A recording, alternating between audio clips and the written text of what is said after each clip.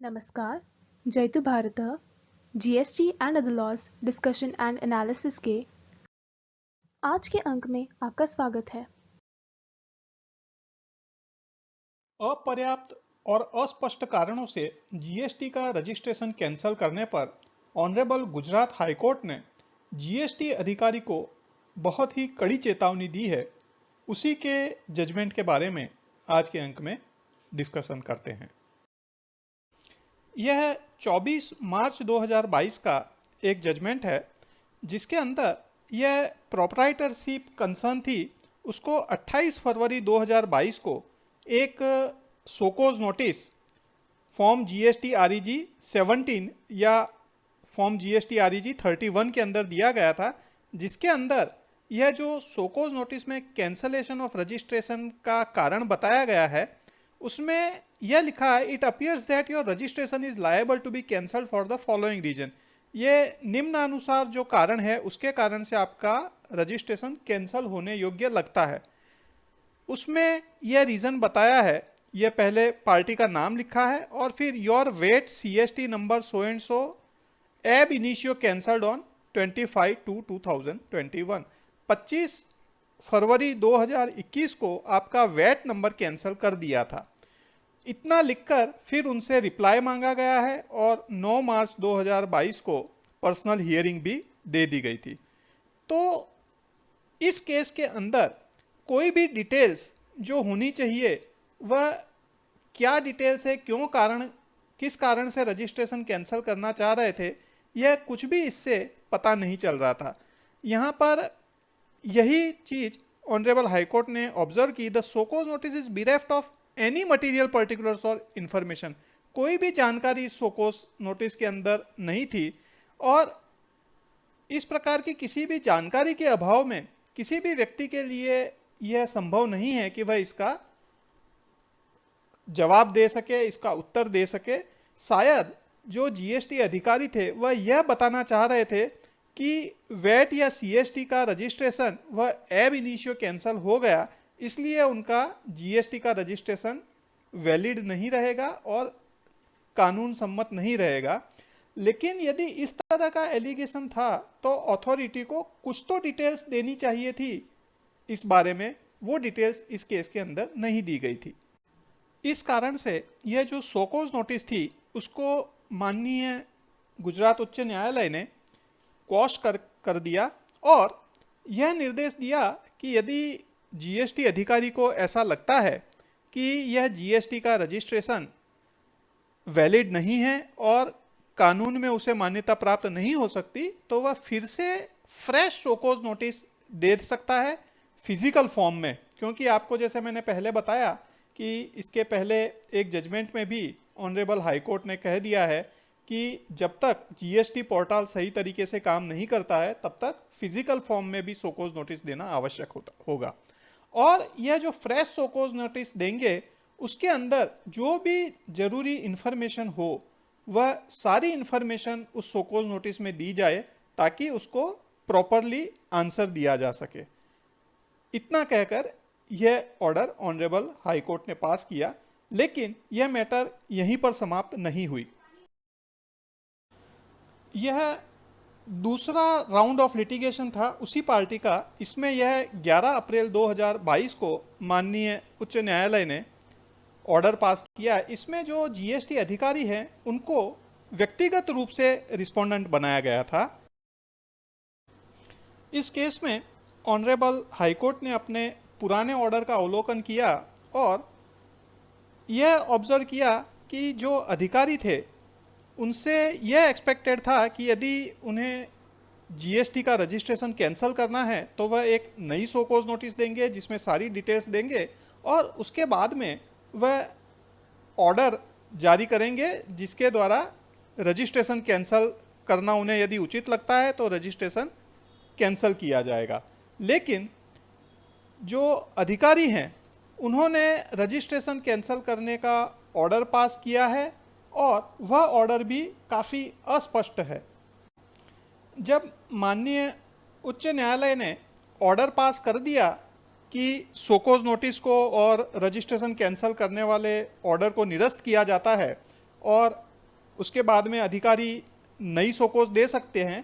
तो उस ऑर्डर के बाद में यह जो टैक्स पेयर है उनको यह कहा गया कि आपका जो ऑर्डर कैंसल हो गया है उसे रिवोक करवाने के लिए आप एप्लीकेशन कीजिए। अधिकारी के कहने के हिसाब से टैक्स पेयर ने रजिस्ट्रेशन कैंसल हो गया था उसे रिवोक करवाने के लिए एप्लीकेशन की। उस एप्लीकेशन पर यह ऑर्डर पास किया गया फॉर्म GST REG 23। यह show cause notice for rejection of application for revocation of cancellation of registration कि आपका रजिस्ट्रेशन कैंसल हो गया उसे रिवोक करवाने के लिए आपने जो एप्लीकेशन की है उसे क्यों रिजेक्ट न किया जाए, इसके लिए यह उन्होंने सोकोज नोटिस दी है। लेकिन ये सोकोज नोटिस आप देखेंगे उसमें reason for revocation of cancellation others please specify, उसके बाद में केवल क्वेश्चन मार्क लिखे हुए हैं। यहाँ पर कुछ लिखा हुआ है नील रिटर्न फाइल, फिर क्वेश्चन मार्क हैं, फिर यहाँ पर कुछ GSTR 2A यहाँ पर कुछ लिखा है, लेकिन ज़्यादातर सब चीज़ें क्वेश्चन मार्क हैं। उसी प्रकार से एनी सपोर्टिंग डॉक्यूमेंट उसमें भी अदर्स लिख के फिर यहाँ पर सारे के सारे ही क्वेश्चन मार्क लिखे हुए हैं। यहाँ पर लिखा हुआ है you are hereby directed to furnish reply to the notice within 7 working days from the date of service of this notice. आपको 7 दिन के अंदर इसका जवाब देना। अब यहाँ पर सारे क्वेश्चन मार्क ही हैं तो उनका क्या जवाब टैक्स पेयर देंगे। You are hereby directed to appear before the undersigned on 16 April at 11। 16 अप्रैल को उन्हें पर्सनल हियरिंग के लिए बुलाया था और यहाँ पर नीचे वो अधिकारी ने अपने हस्ताक्षर भी किए हुए हैं।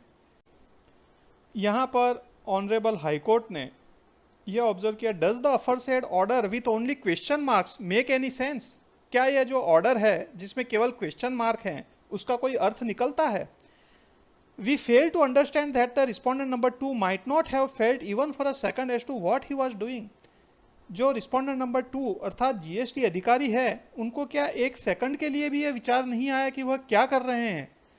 We are at pains to observe as to on what basis the respondent number 2 could have even put his signature on such an order। हमको दुख हो रहा है यह ऑब्जर्व करने में कि जो अधिकारी हैं वह इस प्रकार के ऑर्डर पर अपने हस्ताक्षर भी कैसे कर सकते हैं। When he signs the order it means he is approving the contents of the order। जब वह अधिकारी हस्ताक्षर कर रहे हैं इसका मतलब उस ऑर्डर में जो भी कुछ लिखा है उसको वो अनुमोदित कर रहे हैं। उसके बाद में ऑनरेबल हाईकोर्ट ने यहाँ पर बताया कि जो एडवोकेट्स को उन्होंने सुना है, जो टैक्स पेयर के एडवोकेट थे उन्होंने जो अधिकारी हैं उनके विरुद्ध में कंटेम्प्ट ऑफ कोर्ट की प्रोसीडिंग चलाने के लिए भी काफ़ी प्रेस किया, काफ़ी जोर दिया। यहाँ पर ऑनरेबल हाईकोर्ट ने जो सेंटेंस लिखा है, जो अपनी नाराज़गी दर्शाई है, We are not issuing any notice for contempt today with a warning to the respondent number 2 that henceforth if this court comes across any such vague order or so-called notice duly signed by him then that will be his last day in the office। यहाँ पर honourable high court ने कहा कि हम उस अधिकारी के against में कंटेम्प्ट की नोटिस तो जारी नहीं कर रहे हैं, लेकिन इसके बाद में इस प्रकार का कोई भी अस्पष्ट आदेश या सोकोज नोटिस उसके द्वारा हस्ताक्षरित की हुई आई हमारे समक्ष तो यह उस अधिकारी का उनकी ऑफिस में अंतिम दिन होगा।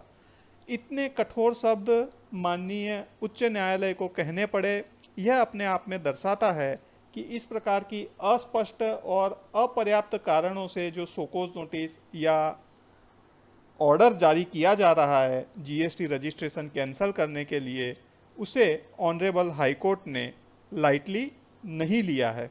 इसके बाद में ऑनरेबल हाईकोर्ट ने यह जो ऑर्डर था